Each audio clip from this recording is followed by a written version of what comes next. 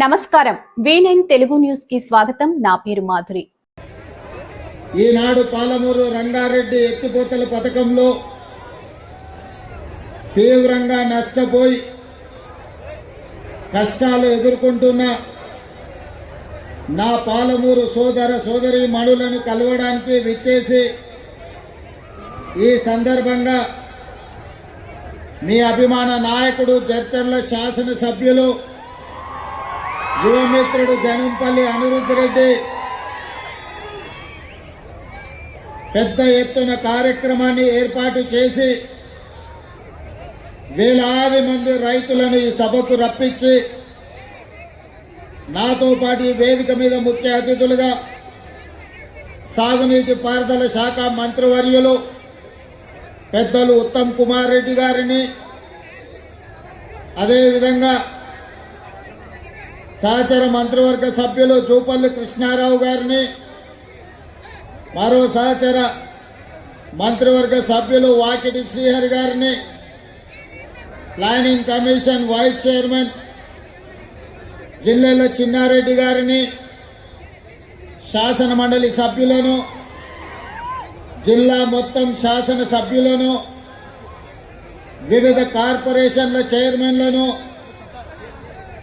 Party ముఖ్యమైన నాయకులను, వేలాది మంది మా పాలమూరు ఆడబిడ్డలను ఆహ్వానించి ఇంత పెద్ద ఎత్తున సభను ఏర్పాటు చేసినందుకు మీ అభిమాన నాయకుడిని అనిరుద్ధ్ రెడ్డిని మనస్ఫూర్తిగా నేను అభినందిస్తున్నా.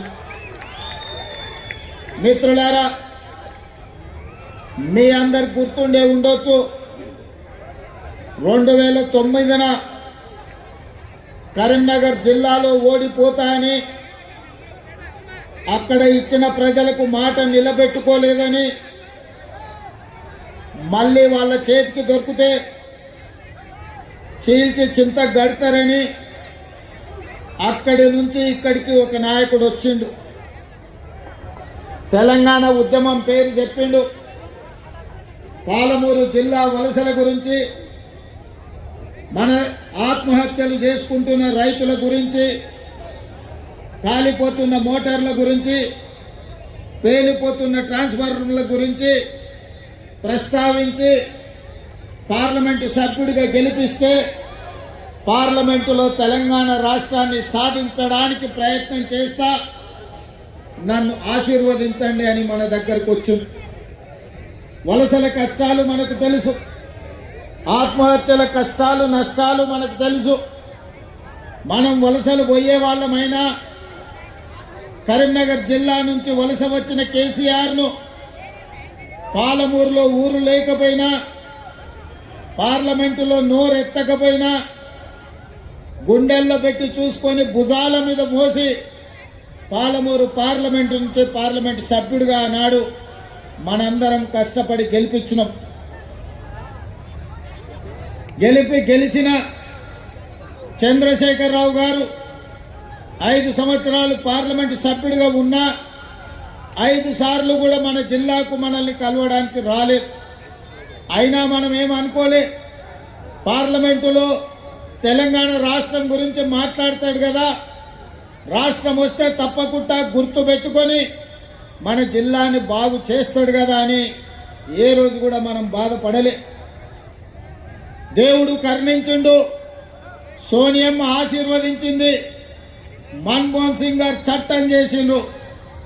జూన్ 2, 2014 నాడు 60 సంవత్సరాలు మనం కలలు కన్న తెలంగాణ రాష్ట్రం మనము చూస్తామో చూడమో అని ఆత్మహత్యలు చేసుకొని ఆత్మ బలిదానాలు చేసుకుంటున్న సందర్భంలో ఇక ఏ తెలంగాణ బిడ్డ మరణం చూడొద్దు, ఏ తెలంగాణ ఆడబిడ్డ కడుపు కోతతో కన్న కొడుకును కళ్ళ ముందే తెల్లవారుజామున ఇంటి ముందల కల్లాపి చల్లుతుంటే అంబులెన్స్లో చచ్చి శవమై ఆనాడు యువకులు ఊరికి వస్తుంటే ఆ తల్లుల దుఃఖాన్ని ఆపాలని ఒక తల్లిగా సోనియమ్మ ఆంధ్రప్రదేశ్లో పార్టీ చచ్చిపోయినా, కేంద్రంలో అధికారం కోల్పోయినా తెలంగాణ రాష్ట్రంలో పార్టీ ఒడిదుడుకులను ఎదుర్కొన్న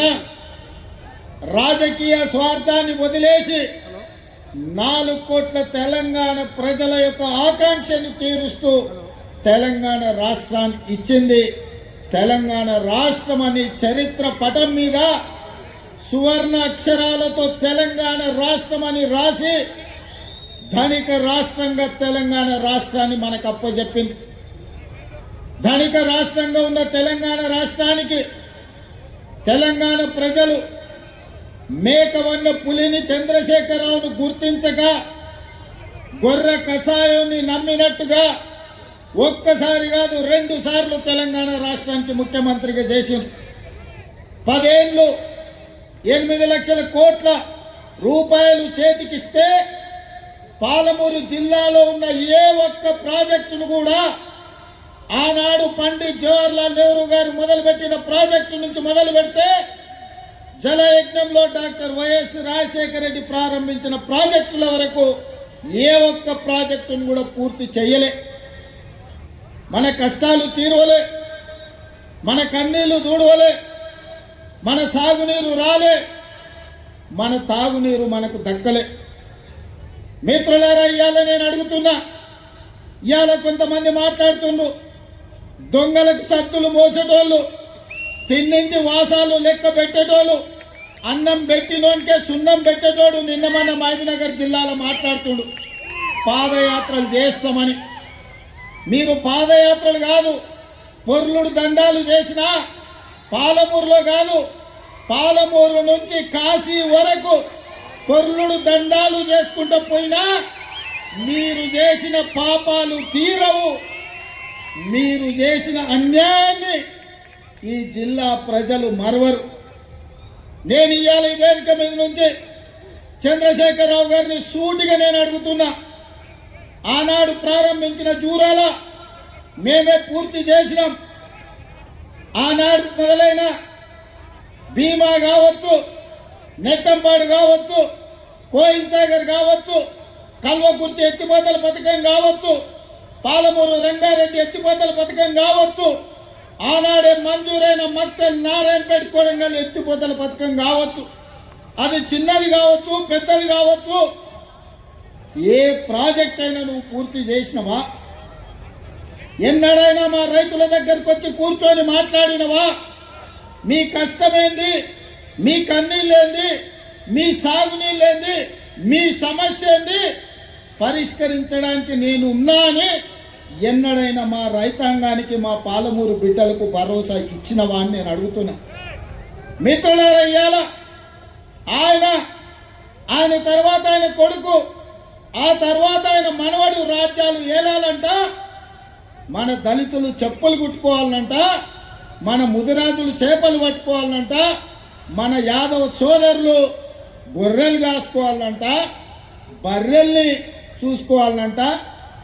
ఇవాళ మనమేమో గొర్రెలు బర్రెలు చేపలు చెప్పులు కుట్టుకుంటే ఆయన కొడుకు ఆయన మనవడు రాజ్యాలు వెళ్తాడంట. ఒక పాలమూరు జిల్లా మారుమూల ప్రాంతం నుంచి, నల్లమల అడవుల నుంచి ఒక రైతు బిడ్డ 20 సంవత్సరాల క్రితం సరిగ్గా జూలై 4 తారీఖు నాడు ఇదే మిడ్జిల్ మండలానికి జడ్చర్ల వస్తుందా అంటే నా గుండె వేగంగా కొట్టుకుంటుంది. 20 సంవత్సరాల క్రితం ఇక్కడనే నా మీద ఓడిపోయిన నా మిత్రుడు రబ్బాని ఉన్నాడు. ఆనాడు రబ్బాని మిడ్జిల్ నుంచి గెలిస్తే జిల్లా పరిషత్ చైర్మన్ చేస్తాను డాక్టర్ వైఎస్ రాజశేఖర రెడ్డి చెప్పిండు. కానీ మిడ్జిల్ మిత్రుడు ఒక యువకుడు వ్యవసాయ కుటుంబం నుంచి వచ్చిండు, మా జిల్లాకి ఏమైనా చేస్తాడేమో అని ఆనాడు కప్పు శాసన గుర్తు మీద ఓటేసి జూలై 4, 2006 నాడు ఒక చిన్న మొక్క నాటింది.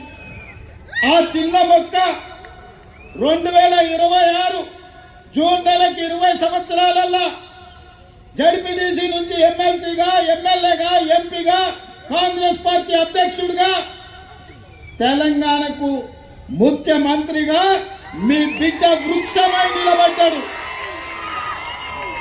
మీ బిడ్డ పాలమూరులో ఉన్న మర్రి చెట్టు ఎంతమందికి నీడనిస్తుందో ఈనాడు మీరు ఆశీర్వదించి, ఆనాడు మీరు అభిమానించి గుండెల్లో పెట్టుకొని భుజాల మీద మోసిన జడిపి తీసి ఈనాడు తెలంగాణ రాష్ట్రానికి ముఖ్యమంత్రి అయి మీ ముందర నిలబడ్డాడు.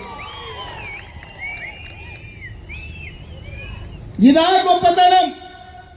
పార్లమెంటులో గెలిపిస్తే పారిపై గజ్వేల్లో ముఖ్యమంత్రి అయి గోదావరి జలాల కోసం 3 ఏళ్లలో 1,00,000 కోట్లు ఖర్చు పెట్టి కాళేశ్వరం కడితే కూలేశ్వరం అయి కూలిపోయింది.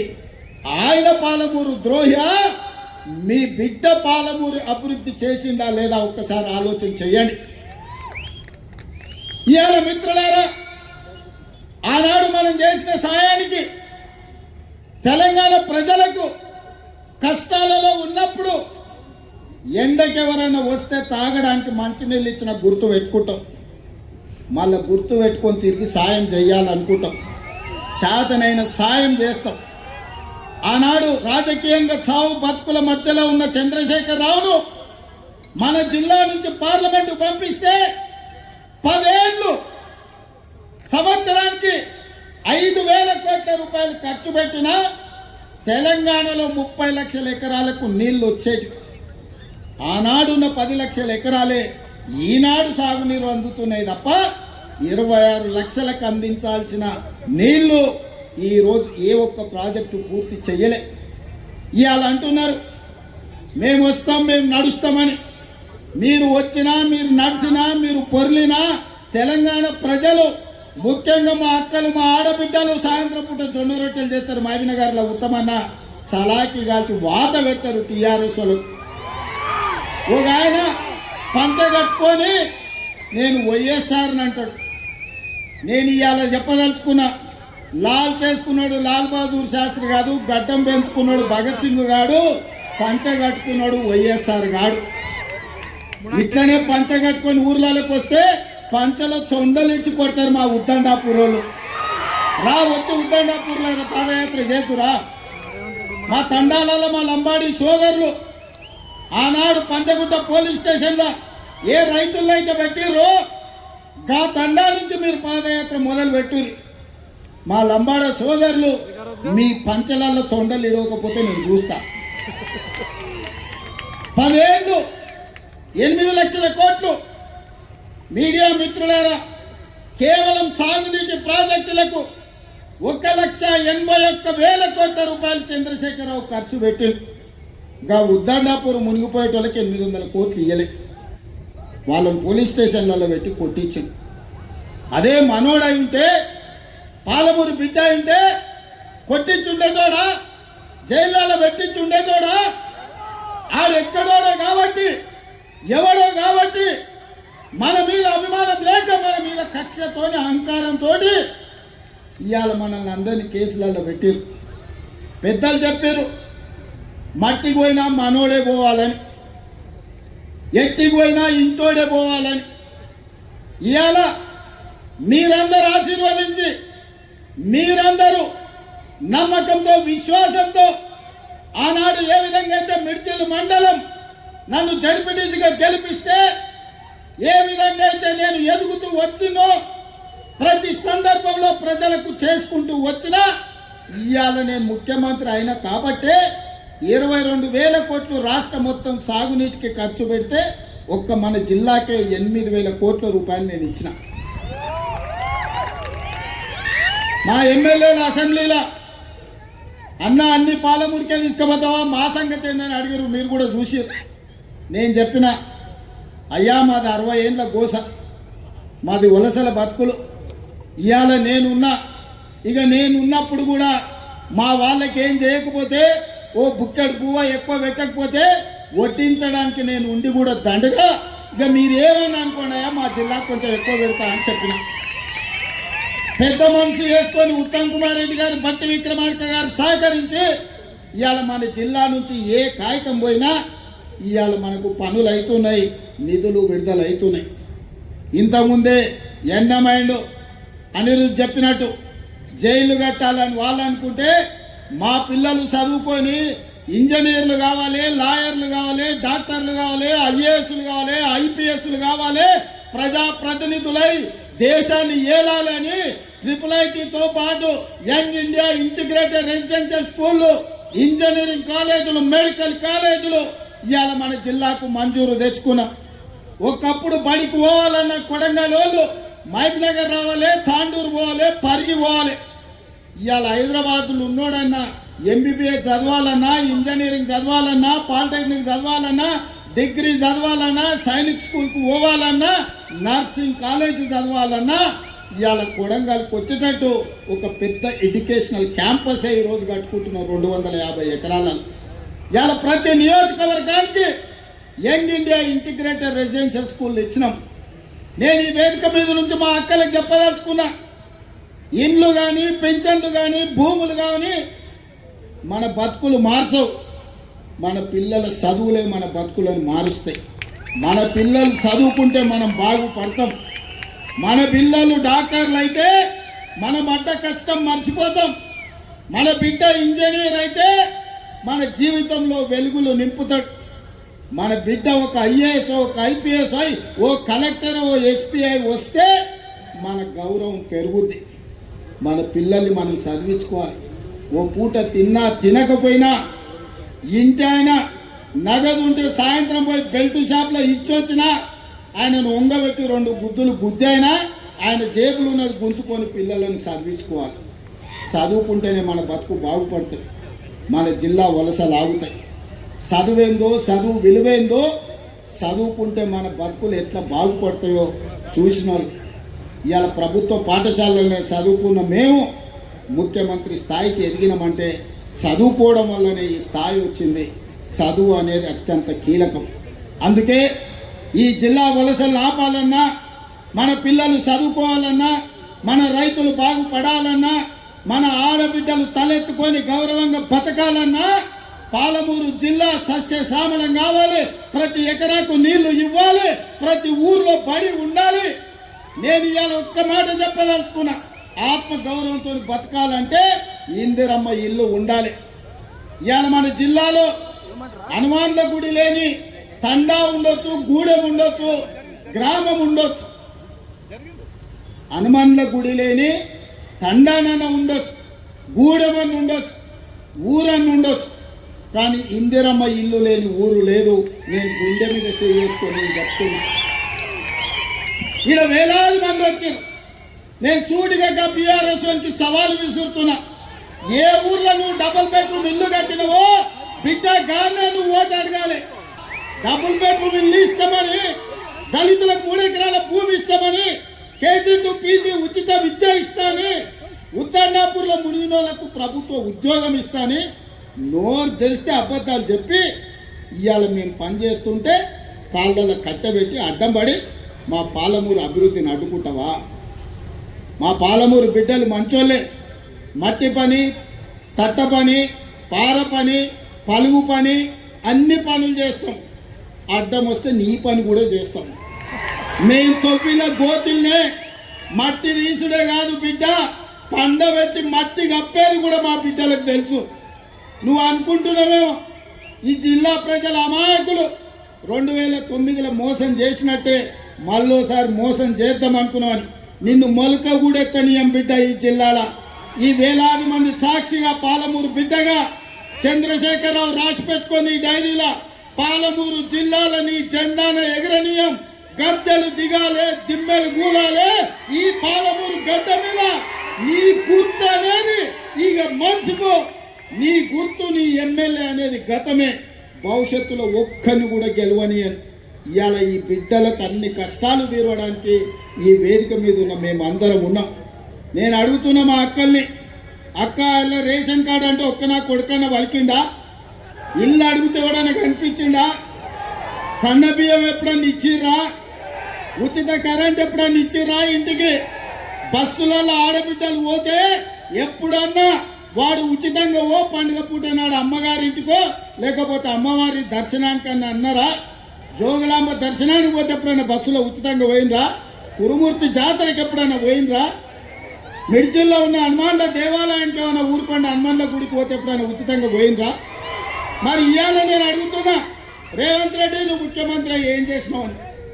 బిడ్డ రాసుకో, 15 లక్షల రేషన్ కార్డులు ఇచ్చిన పేదోళ్లకు, 4.5 లక్షల ఇందిరమ్మ ఇల్లు ఇచ్చిన, 50 లక్షల కుటుంబాలకు 200 యూనిట్లు ఉచితంగా విద్యుత్ ఇచ్చిన, 45 లక్షల కుటుంబాలకు 500 రూపాయలకు సిలిండర్ ఇచ్చిన, 10,000 కోట్ల రూపాయలు మా ఆడబిడ్డలు బస్సుల మహాలక్ష్మి పథకం కింద ఉచిత ప్రయాణం చేస్తే 10,000 కోట్ల రూపాయలు మా అక్కలకు మా చెల్లెళ్ళ కోసం ఆర్టీసీకి నేను కట్టిన, 1000 మెగావాట్ల సోలార్ విద్యుత్తు మా ఆడబిడ్డలకు ఇచ్చిన, మా సంఘాలకు పెట్రోల్ బంకులు ఇచ్చిన, మా సంఘాలకు 1000 బస్సులు కొనుక్కునే శక్తిని ఇచ్చిన, బస్సులలో ఉచితం కాదు బస్సు యజమానులను మా ఆడబిడ్డల్ని చేసిన, 67,616 లెక్క కట్టి, నీకు ఒకవేళ లెక్క మీద అనుమానం ఉంటే తారీఖు చెప్పు.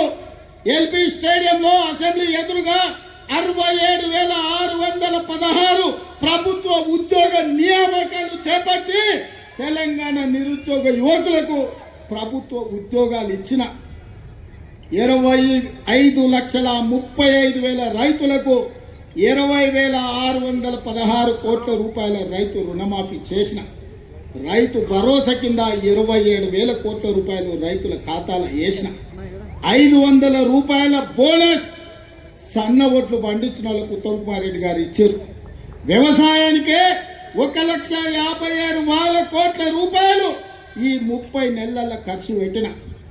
ఇట్లా నేను చెప్పుకుంటా పోతే చెప్తే రామాయణం రాస్తే భారతం అంతా అయితే ఈ 30 నెలల్లో నేను చేసింది. నీ 10 ఏళ్ల పాలన, నా 30 నెలల పాలన, 2.5 ఏళ్ల పాలన ఎప్పుడు చర్చ చేద్దామో చెప్పు. రా అసెంబ్లీకి. నువ్వు శాతనైతే, నీకు పౌరుషం ఉంటే, నీ పేరు చంద్రశేఖరరావు అయితే అసెంబ్లీకి రా. నీ 10 ఏళ్ల పాలన మీద, నా 2.5 ఏళ్ల పరిపాలన మీద చర్చ చేద్దాం. ఒకవేళ చర్చలో ఓడితే అక్కడికక్కడ నేను క్షమాపణ చెప్తా, లేకపోతే నోరు మూసుకొని ఆ ఫామ్ హౌస్లో బోర్ల బొక్కలు వండుకొని నిన్ను అడిగిన లేదు, నేను పట్టించుకునే లేదు. తాడు బొంగరం లేని వాళ్ళని ఇద్దరిని బిల్లా రంగాలను ఊరి మీద కొల్లేడు. వాని మీద వీడి మీద వాడి ఇద్దరికి నమ్మకం లేదు. ఈయన పొద్దుగాల ప్రెస్ పెడితే ఆయన సాయంత్రం ట్విట్టర్లో పెడతాడు. ఈయన సాయంత్రం అది పెడితే ఇంకొక ఆయన గుడికాను బడికాను ఫోటో దిగుతాడు. మీకే పొంతం లేదు. మీరు మా గురించి మాట్లాడేది. ఇవాళ ఆయన ఉత్తమానికి లెటర్ రాసి, ఆ లెటర్ చదివితే ఇక నాకు నవ్వాలనో ఏడవాలనో కావాలి. 10 ఏళ్ళు ఏడ్చినావు కాబట్టి ఆ కాళేశ్వరం కూలిపోయి ఈరోజు 1,00,000 కోట్లు గోదావరిలో గడిచిపోయినాయి. మళ్ళీ మాకు చదువు చెప్పడానికి పోతుడు, సన్నాయి శుద్ధులు చెప్తుడు. నీ అంత సన్నాసితో చదువు చెప్పుకునే దాంట్లో మాకు దాపరించిందా అని నేను అడుగుతున్నా. అందుకే మిత్రులారా, ఇవాళ వేదిక మీద నుంచి అటు గోదావరి జలాలలో జరిగిన అన్యాయాన్ని మహారాష్ట్ర ముఖ్యమంత్రిని కడుగుతాం, అవసరమైతే మెడలు వంచైనా గోదావరి జలాల మీద తుమ్మిడి ఎట్టి దగ్గర ప్రాణహిత చేవల్ల ప్రాజెక్టును కడతాం. ఖచ్చితంగా భారతీయ జనతా పార్టీ నాయకులు కూడా మీరు అనుకుంటున్నారేమో, తమాషా అనుకుంటున్నారేమో, మిమ్మల్ని ఆదిలాబాద్, మెదక్, అదేవిధంగా నిజామాబాద్, కరీంనగర్లో మీరు ఎంపీలుగా ఉంటాం అనుకుంటున్నారేమో. గోదావరి జలాల మీద మహారాష్ట్ర ముఖ్యమంత్రి దాగుడు మూతలు ఆడుతుండు. చర్చలకు రమ్మంటే రాకుండా పారిపోతున్నాడు. ఎన్ని రోజులు పారిపోతారు? మిమ్మల్ని ఊరు నుంచే తరిమే రోజు వస్తుంది. మర్యాదగా మహారాష్ట్ర ముఖ్యమంత్రిని చర్చలకు పట్టుకురండి. గోదావరి జలాల మీద తుమ్మిడేటి దగ్గర ప్రాజెక్టు కట్టి 100 టీఎంసీల నీళ్లు తీసుకొచ్చి శ్రీపాద ఎల్లంపల్లిలో పోసి ఆదిలాబాద్, కరీంనగర్, నిజామాబాద్, మెదక్ వరకు రైతాంగ కష్టాలు తీర్వడానికి పక్క ప్రణాళికతో ముందుకు పోదాం. గోదావరి జలాల సమస్యను పరిష్కరించుకుందాం. ఇక కృష్ణానది జలాలు 60 ఏళ్ల నుంచి రావణ కష్టంలాగా రగులుతుంది. 60 ఏళ్ల నుంచి రాయలసీమలతో కొట్లాడాలి, ఆంధ్రలతో కొట్లాడాలి, గుంటూరు గుడివాడతో కొట్లాడాలి. ఈ సమస్యకు శాశ్వత పరిష్కారం వద్దా? పరిష్కారం కావాలంటే చర్చలు చేయాలన్నా లేదా? ఇవాళ మనం మాట్లాడినప్పుడల్లా చంద్రశేఖరరావు దానికి అడ్డం పడతాడు. తిర్రి మాటలు మాట్లాడతాడు, ఎర్రి మాటలు మాట్లాడతాడు. అట్లెట్లా మాట్లాడతారంట. భగవంతోనైనా పక్క దేశంతోనైనా సమస్యలు ఉన్నప్పుడు చర్చలు చేయకుండా ఎప్పుడైనా పరిష్కారం అయినాయా? ఆలి పంచాయతీ అయినా పాలి పంచాయతీ అయినా ఓ పెద్ద మనిషిని పెట్టుకొని పంచాయతీ తెంచుకుంటామా లేదా? రైతాంగ సోదరులారా మీరు ఆలోచన చెయ్యండి. ఇవాళ ఎక్కడైనా ఏ సమస్యకైనా చర్చలు లేకుండా పరిష్కారం జరుగుతాయా? పక్క రాష్ట్రంతో నేను చర్చలు చేస్తా అంటే నా మీద బురద చల్లాలని ప్రయత్నం చేస్తుంది. నువ్వు బురద చల్లినా తల కింది కాలు మీదికి చేసుకున్నా నువ్వు పోయి సీసల తలకాయ పెట్టి సచ్చినా పక్క రాష్ట్రంతో చర్చలు చేసి డిసెంబర్ లోపల పాలమూరు రంగారెడ్డి ఎత్తిపోతలకు 90 టీఎంసీలకు వాళ్ళ మీద ఒత్తిడి తెచ్చైనా కొట్లాడైనా ఆంధ్రప్రదేశ్ నుంచి ఎన్ఓసి తీసుకొచ్చి పాలమూరు రంగారెడ్డి ఎత్తిపోతలకు 90 టీఎంసీల నీళ్లకు అనుమతి తీసుకొచ్చే బాధ్యత నాది. అదేవిధంగా డిండి ప్రాజెక్టుకు 20 నుంచి 30 టీఎంసీలకు నీళ్లకు అనుమతి తెచ్చే బాధ్యత నాది. ఇవన్నీ చేసుకుంటూ ఉద్దండాపూర్ వరకు కావలసిన నీళ్లు ప్రాజెక్టులు సంవత్సరం తిరిగే లోపల పూర్తి చేయడమే కాకుండా రాబోయే 2.5 ఏళ్లలో జూరాల దగ్గర కొత్త రిజర్వాయర్ కట్టుకోవడం కానీ, కర్ణాటక మక్తల్ సరిహద్దుల్లో బ్రిడ్జ్ కమ్ బ్యారేజీలు కట్టుకోవడం కానీ, కల్వకుర్తి కానీ, భీమా కానీ, నెట్టంపాడు కానీ, కోయిల్ సాగర్ కానీ, నారాయణపేట మక్తల్ కోడంగల్ ఎత్తిపోతల పథకం కానీ వీటన్నిటి మీద గ్రీన్ ఛానల్లో నిధులు ఇచ్చి ప్రాజెక్టులు కట్టుకునే బాధ్యత మనది. మిత్రులారా అప్రమత్తంగా ఉండండి. దొంగలు వస్తారు, గోడ సాటును వస్తారు, గూడు పుటాని చేయడానికి వస్తారు. పాలమూరు జిల్లా బిడ్డలు అప్రమత్తంగా ఉండాలి. మన దగ్గర ఉన్న బిడ్డలు కూడా మనోళ్ళు కూడా సోయలేక దొంగలకు సద్దులు మోసేటోళ్ళు కొందరు ఉంటారు. ప్రతి ఊర్లో ఓడు ఉంటాడు. గట్లనే వనపర్తిలో కానీ మహబూబ్నగర్లో కానీ ఆడొకడు ఈడొకడు మోపాడు. పాలమూరులో మంచి జరుగుతుంటే చెయ్యకపోయినా సహకరించకపోయినా నోరు మూసుకొని ఉంటే మంచిది. చివరిగా ఒక్క మాట చెప్పదలుచుకున్నా. 94 నుంచి 2004 వరకు 10 సంవత్సరాలు తెలుగుదేశం పార్టీ అధికారంలో ఉన్నది. 2 సార్లు ముఖ్యమంత్రి టీడీపీలో అయ్యారు. 2004 నుంచి 2014 వరకు కాంగ్రెస్ పార్టీ అధికారంలో ఉన్నది. 10 సంవత్సరాలు 2 సార్లు కాంగ్రెస్ పార్టీ ముఖ్యమంత్రి అయింది. 2014 నుంచి 2024 వరకు బీఆర్ఎస్ ఉన్నది. 2 సార్లు చంద్రశేఖరరావు ముఖ్యమంత్రి అయింది. నేను ఇవాళ ఈ పాలమూరు గడ్డ మీద నుంచి జడ్చర్ల పట్టణం నుంచి నేను చెప్పదలుచుకున్నా. 2024 నుంచి 2034 వరకు కాంగ్రెస్ పార్టీ 10 ఏళ్ళు 2 సార్లు ముఖ్యమంత్రిగా ఉంటాం. ఇదే నా సవాల్ చంద్రశేఖరరావు. శాతనైతే రా చూసుకుందాం. 2029 ఎన్నికల్లో నీ సంగతి తేలుస్తా. రెండోసారి కాంగ్రెస్ పార్టీని అధికారంలోకి తీసుకొస్తాం. ఈ వెనుకబడ్డ పాలమూరు జిల్లాను దేశానికే ఆదర్శమైన జిల్లాగా అభివృద్ధి చేసే బాధ్యత నేను తీసుకుంటా.